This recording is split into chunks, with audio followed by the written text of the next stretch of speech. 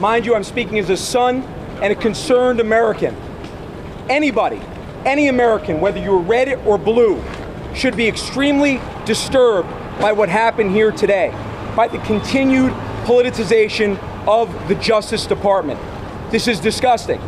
This is absolutely absurd, and it's the continued politicization of the Justice Department that we have seen, and it has to stop. If this can happen to the former president's lawyer, this can happen to any American. Enough is enough.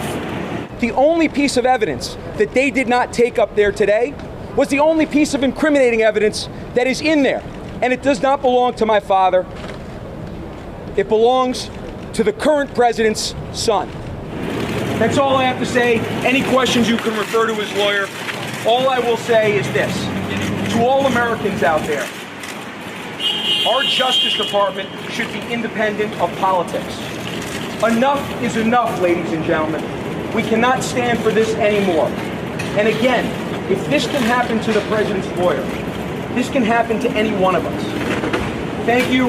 I'll refer to my father's lawyer for further questions and statements.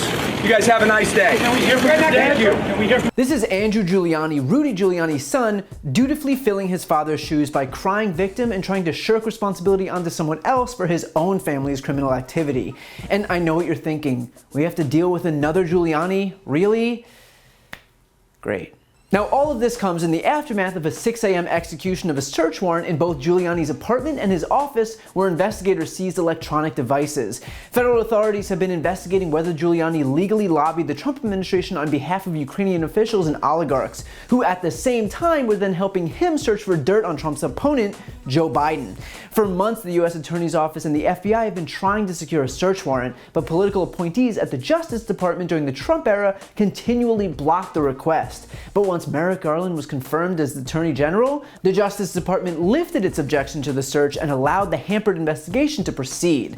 Now, I should note too that executing the search warrant in and of itself is bad news for Rudy. Just to obtain the search warrant, that means that investigators needed to have persuaded a judge that they have sufficient reason to believe a crime was committed and that the search would turn up evidence of the crime.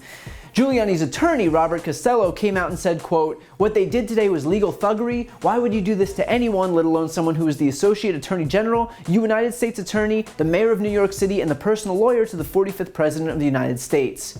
Which I thought was especially strange considering Rudy Giuliani quite literally led the U.S. Attorney's Office for the Southern District of New York. And presumably, the guy executed a search warrant or two, so it's ironic that now that he's on the receiving end of it, suddenly it's legal thuggery. Convenient, huh? Now, as for Andrew Giuliani's rant, he suggested that this was nothing more than a politicized Justice Department, which is especially ironic considering investigators wanted this probe move forward during the Trump era and were blocked by what else but a politicized Justice Department. This isn't politicization, this is the absence of politicization for once. This is what happens when you don't have Bill Barr acting as the personal henchman for the president and his corrupt cronies who are running all across the globe seeking out dirt on a political opponent. So Andrew might try to will this alternate reality into existence, but he's not fooling anyone. He even says, if this can happen to the former president's lawyer, this can happen to any one of us. I mean, yeah, exactly. That's how the law works. When you commit a crime, even as the president's lawyer, you should be held accountable because no one is above the law. I get that might come as a shock to a family of Giulianis who view themselves as God's gift to the world, but it turns out they have to play by the rules too. But of course, the most absurd part of all of this has to be Andrew actually trying to implicate Hunter Biden in all of this when he says this. The only piece of evidence that they did not take up there today was the only piece of incriminating evidence that is in there. And it does not belong to my father.